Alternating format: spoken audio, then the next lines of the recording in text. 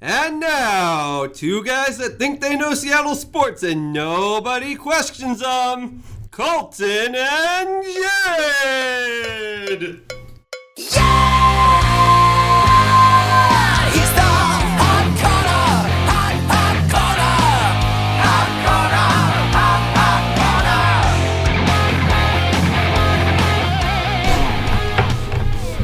Welcome to the second episode of the Hawt Corner, the podcast for the Puyallup Post. I'm Jared Leingang, and I'm here with the bearded one, Colton Swanson. Jared Leingang doesn't have a beard, so he has to refer to me as the bearded one. We're here to talk about the Mariners again, and it's a really good thing that we did not do this podcast last week, because, oh boy, when we were 2-7, which was kind of when we were planning on doing this podcast, it wasn't going to be a positive one, to say the least. But now, you know what, it's Monday, and now we're 5-8. So, you know, Jared said before the weekend, if we come back and the Mariners still only have 2 wins, we're going to tear them apart. But they don't. They have 5. So, Jared, why don't you talk a little bit about this weekend and how it went since you went to a game this weekend? They decided to do some cleaning. They took the brooms out of the closet and swept the Texas Rangers back home, sent them back home to Texas. Paxton pitched super good. Felix pitched super good. Iwakuma sucked, like Iwakuma does sometimes, but he's still Iwakuma. We all love him. Yeah, not bad weekend. Mitch Haniger came through. Danny Valencia's heating up. Hopefully they can carry the momentum against the Marlins. Agreed. They started a series with the Marlins tonight. The game is at, I believe, 7-10, and it's Ariel Miranda versus Tom Kohler. The Marlins are 7-5, and Ichiro returns to Safeco this evening. First and foremost, I don't think that it's a coincidence that the Mariners are 3-0 with a Ken Griffey Jr. statue outside of the stadium. With that being said, you got to see the statue, right? Did you actually go up to it? No. You did not? No, we forgot. We forgot when I was there. We showed up like 2 hours early, and then we walked into the stadium, and I was like, we forgot to see the statue. And I hated myself for that. It was too packed when I went on Friday to even try. So, all right. So, Gene Segura, DL, Taylor Motter filling in. We don't need Segura anymore. Trade him back for Taiwan. We got Taylor Motter. You know, I don't think that's the best idea you've had, but I like the innovation. When Segura comes back, because he's going to come back, what do you think we're going to do? Who are we moving around? Motter? I don't know. If Valencia's still struggling, can Motter play first? He can play first. Oh, he's playing first He then. can play first. Because Dyson's heating up a little bit. He had 2 hits the other day, or last night, I think. Last night. Leonis Martin is still batting over or under 100. We could always put Dyson in center, Motter in left. Send Martin down if he has an some option. assignment. Yeah, if he has an option left. I don't know. That's kind of what I'm interested in, because Segura, he was supposed to be coming off the DL right at the 10-day mark. I don't know exactly what day the 10-day mark is, but it's coming up here pretty quick since the DLs got changed. So Valencia, honestly, I don't want to see any more Danny Valencia. I get that he's got 2 hits, but I am tired of the man. Did you say he was going to be good? You know, I thought he was going to be better. I mean, if I had to pick one person, I was somewhat worried about, it was either him or that Haniger was going to be a bust. I love Mitch Haniger, but I was worried. Instead, he's going to be Rookie of the Year, but it's fine. The Mariners have the AL Cy Young, and the AL Rookie of the Year playing, so keep that in mind. But yeah, I'd like to see Vogelbach come up. He's hitting when I went to the game last week, he was hitting 290 or something like that. Speaking of the Rainiers, they are on a 4-game winning streak. We're on a 3-game winning streak. The AAA team and the big league club have not lost a game since the statue got put up. Stay woke. That's right. Stay woke. All right. I went when Felix pitched. I'll talk a little bit about that. He was not what he used to be, but it was still an incredible game, and he was good. It was a different Felix. It was kind of a newer Felix, I guess you could say. He was locating a lot. He used his fastball, which is no longer 97. and he used it to jam guys. He made a lot of good pitches to like Odor. Odor, honestly, is in my opinion the scariest person in that lineup because he takes huge swings every time he has the baseball bat in his hands. But Felix was really good. He threw 89 pitches. He, in my opinion, could have gone the complete game, but I think it was better with a 2-1 lead to kind of salvage it a little bit when they were on a losing streak anyway, and bring in Zepchinski to face the two lefties, and then bring in Electric Eddie D to in the ninth. So it was a really good atmosphere. I sat in the nosebleeds because my dad bought tickets and doesn't know how to buy ticket. No, I'm kidding. And overall, it was a really fun game. The King's Court wasn't actually as loud as I thought it would be, but I mean, it was cold. I'll be there on Wednesday for the Hitstery Ichiro dual bobblehead one, so we'll see then. But Jared, talk a little about your boy James Paxton. The Pac-Man himself, James Paxton. Before the game, I was there with my friend, and he was like, what if we get to see Paxton throw a perfect game? And then he walks the first guy. So I was like, well, so much for that. But he looked real good. I think he only gave up 2 hits. And I think the first hit wasn't even given up until like a double in like the 6th or something like that. And I thought we were gonna witness a no-hitter until the 6th inning. He was locating all his pitches. He was hitting like 97. He threw a lot of pitches. I thought he was gonna get taken out earlier. He ended up throwing like 110 or something like that. He had like 60 going into like the 5th. So I was like, oh no. But he looked like you said, Cy Young candidate. Haven't given up any runs in either of his starts. I think he has, how many strikeouts does he have? Like 10? Over 10? I have probably. No idea. I think he 16. He had 9 in that game you went to. So I mean, he's up there. He's doing real good. He's entering the prime of his career. And 28 years old. It's time for him to step up. Yeah, I like that they moved him from the 4 spot, I think it was, or maybe in the 3 spot. He was in the 3 spot to the 2 spot and switched Iwakuma to 3. Because Iwakuma, I mean, the guy has a 4.3 ERA every year, and like I love Iwakuma. I love him as a person, and last year he was our only healthy pitcher. But Iwakuma, he might next time he's on the mound just turn to dust. He's an old man.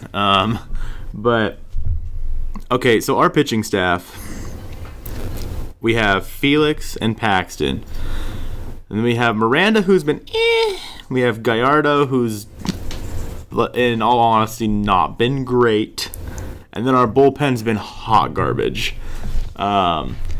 We called up Evan Marshall, who has pitched good for us so far. We claimed him from the Diamondbacks, I think it was, when Segura went on the DL. And then we also got Zick back, which is good. He hasn't pitched yet. Oh, yeah. Yeah, we got Zick back. We designated Paul Fry for assignment. He got traded to the Orioles for an international draft slot. So Zick will be a good boost to the bullpen. Casey Fiend's gone. Yeah, Casey Fiend was fiending to get down to AAA. We'll have a moment of silence for the podcast really quick. Thank you. All our viewers or all our listeners' ears are bleeding. I thought it was funny. You know, it was all right. It was subpar. I mean, okay, I'll give you like a 4 out of 10. I'll take it. I've heard better from you. I'll take it.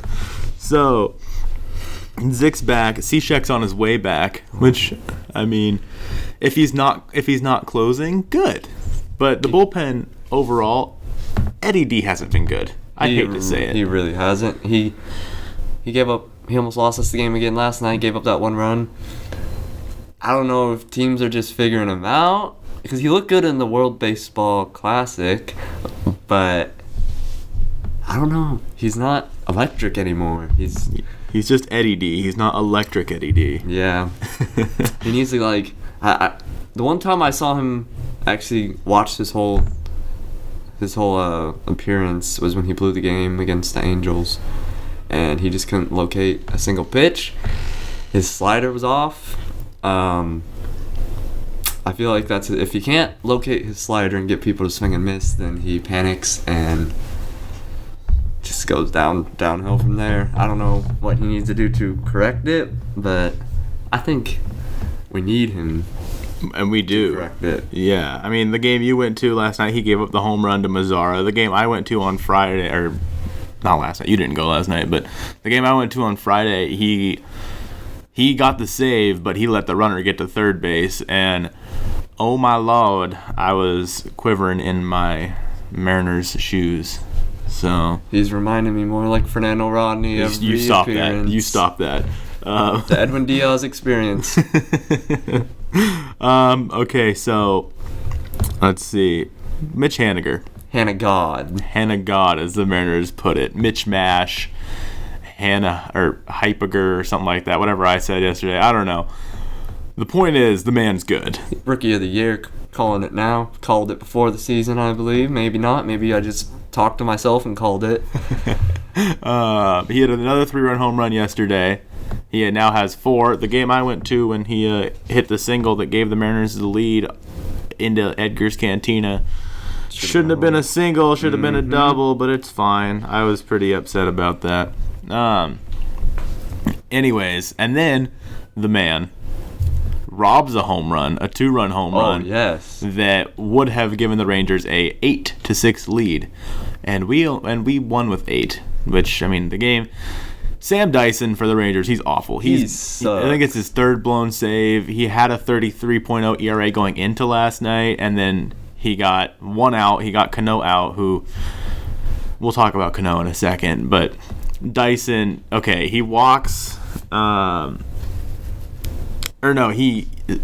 Dyson gets up and gets a. He did that little bunt thing, didn't he? He had like an infield single off of Sam Dyson, and then Martin bunted. Sam Dyson drops the ball, so Martin's safe, and then they walk Mike Freeman, and Haniger walks to tie the game because he's just a 5-tool hitter. Yeah. Not even player, just hitter. He doesn't even have a lot of what is it, like crunch time experience, Yeah. you know, the pressure moments. He hasn't had a lot of clutch AB opportunities. It's in his veins, you know, in his genes. He's got that clutch gene. Who works a walk when the bases are loaded in the bottom of the ninth? Mitch Haniger, that's who. A young rookie who has apparently incredible plate discipline in a big moment like that. Granted, he is 27, so he's not that young, but hey, an outfield with Mitch Haniger, Tyler O'Neill, and then Ben Gamel or Boog Powell is exciting. I mean, and Heredia. Oh, Heredia. He 3 for 4 last night, I believe. And Kyle Lewis. Our outfield's stacked, like, for the future. No, I mean, that might be the only thing stacked for the future, but it's stacked for the future. Okay, so let's go with some positives for the season really quick before we get into the negatives. And then we'll talk about Cano a little bit. So positives, Jared, give me 1 positive and 1 negative for the season. Well, the easiest positive, James Paxton. No runs given up on the year. Looks like he's finally coming into form as the ace we want him to be. The Canadian himself is coming through. And a negative, Leonis Martin. He's not even hitting over 100. Come on, dude. He like swings and misses, like everything. It's just not looking good. Last year he set like a career. He had a career year last year, and now he's just. I don't know what's wrong with him. Yeah, if I had to go for 1 positive this year, he's not playing great, but Kyle Seager isn't struggling in April like he always does. He's not doing great, but he had 2 RBIs yesterday. I think he had 2, and then like he's hitting like 240, 250, which normally Kyle Seager's batting like below the Mendoza line in April, and his defense has not been good. In the first like 4 games, he had 3 errors. The Hawt Corner, name drop, hasn't been so hot lately, but at the plate he's been a lot better. He's still looking for his first home run though.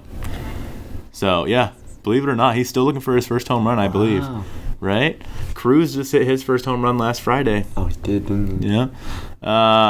And my biggest negative for the season, other than like the fact that Drew Smiley's hurt, which I mean, but Miranda's been okay as a replacement.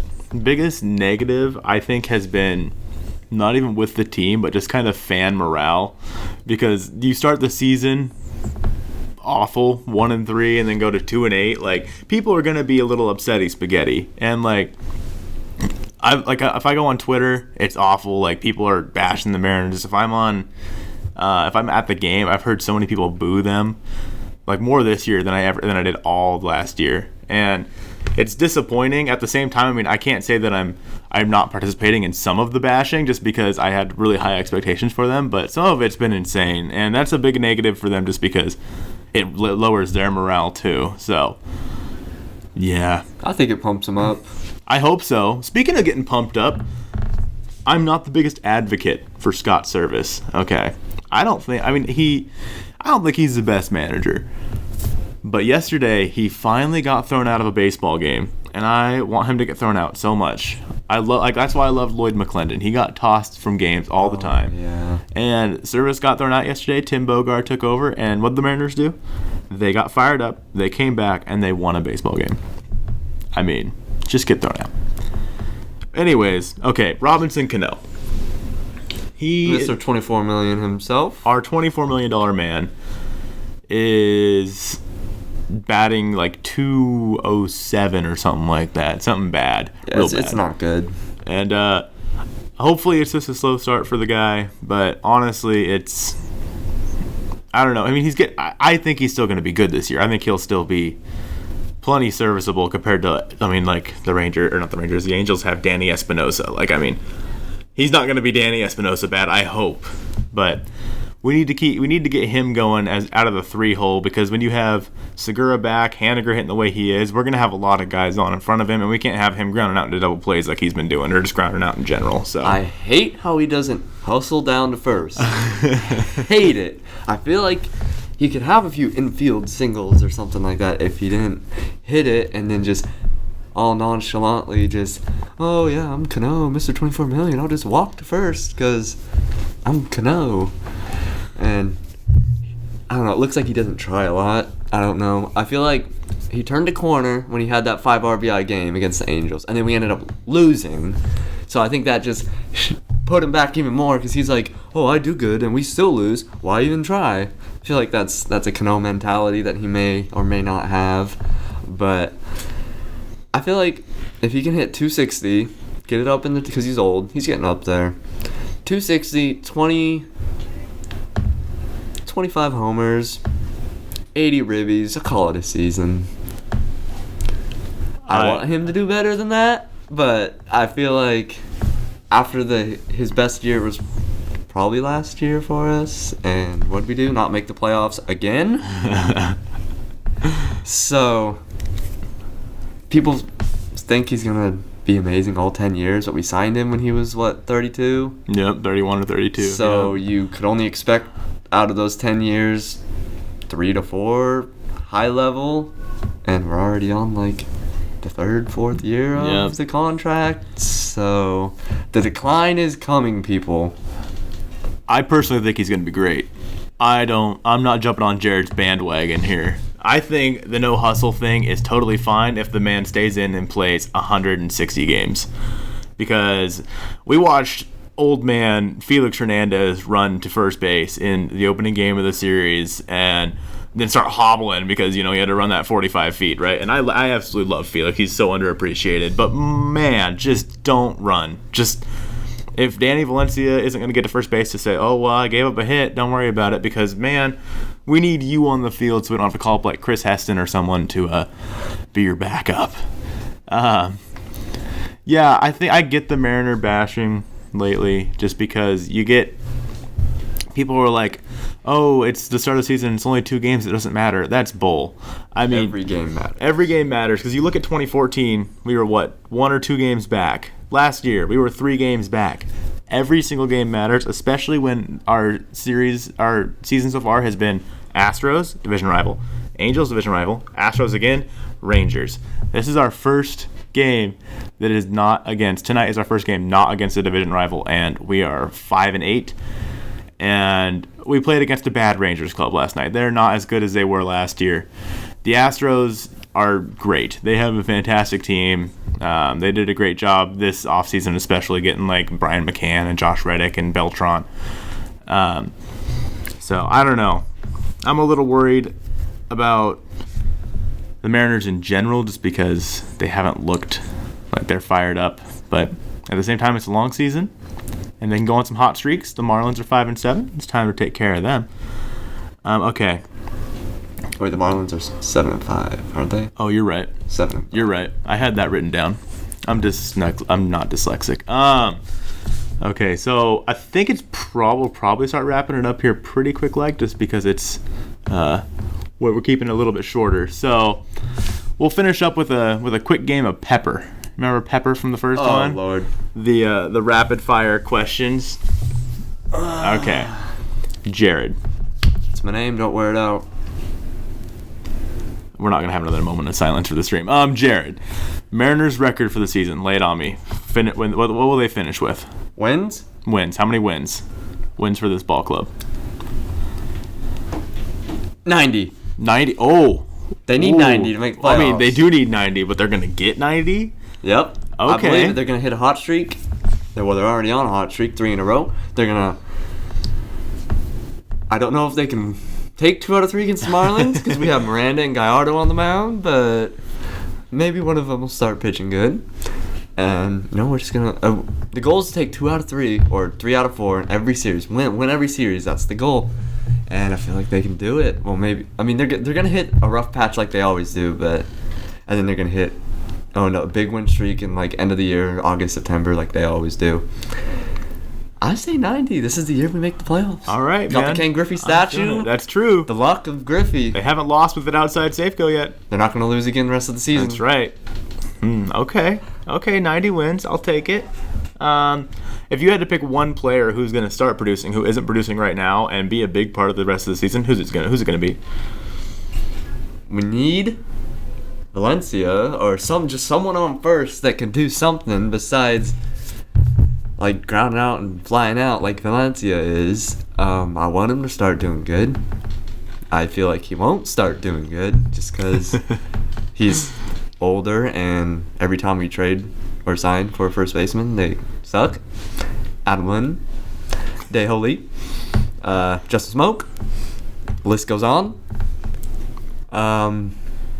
Hopefully he can do better. Hopefully Martin heats up. He can't keep hitting like this. He needs, if he can get it back up to 250 somehow, some way, that would help the bottom of the lineup real good. And like Martin's not going to hit 080 the rest of the year. Cano's not going to hit 211. Zanino's not going to hit 24. Well, okay, he might very well hit 214. But like they're going to pick it up. I see where you're coming from. Okay, last one. You're having a dinner party. Mm-hmm. All right, let me set the scene for you. Paint a picture. Dinner party. You're having a nice restaurant somewhere. You rented out the whole restaurant because you're rich from your Puyallup Post money. And you can invite one Mariners player and they will show up. Who are you inviting and why? Current Mariners player. Current. You can't invite Griffey. Current and why? Current and why? I think you gotta go with the legend, the GOAT, Felix Hernandez himself. He's like the coolest dude ever. He's humble. I feel like he'll talk to me. We'll become best buds. Next thing you know, I have him on Snapchat. He'll follow me on Instagram. I'll have his phone number. We'll be texting back and forth every start. I'll hit him with a nice text. Have a good game, and he'll send me back the crown emoji because he's the king. And we'll just we'll have a bond, and we'll be friends for life. You're gonna text him before the game and say have a good game. Mm-hmm. Wish him luck. Are you guys... We're best buds. Best buds? Are you guys, like, dating now? What's happening here? Anyways, I agree. I think Felix would be a good one. I'd like to go with Leonis Martin because, oh boy, that'd be a fun one just because Martin is he's a funny guy. And I get to hear his high-pitched voice, hey guys, or however he talks, I think that's going to do it. The Mariners series starts tonight against the Marlins. I'll be at Safeco on Wednesday, Kings Court. So we'll probably start. We're going to try to do a few more podcasts now that it's. We're going to try weekly, maybe. I am totally fine with Let's weekly. Do weekly. Little weekly cover-ups, few shorter. Okay. Maybe every Monday. Every Monday. Mariners Monday. Exactly. I mean, that's already a thing. That's already a thing. Should we do Teal Tuesdays? Teal Tuesday. Walk off. Wait. Yeah, okay, so I think that'll probably do it for our podcast here at the Hawt Corner. I'm Colton Swanson. And I'm Jared Leingang. And we will see you next week, hopefully. Maybe. No guarantees. Go Mariners. Okay, bye. Hawt Corner.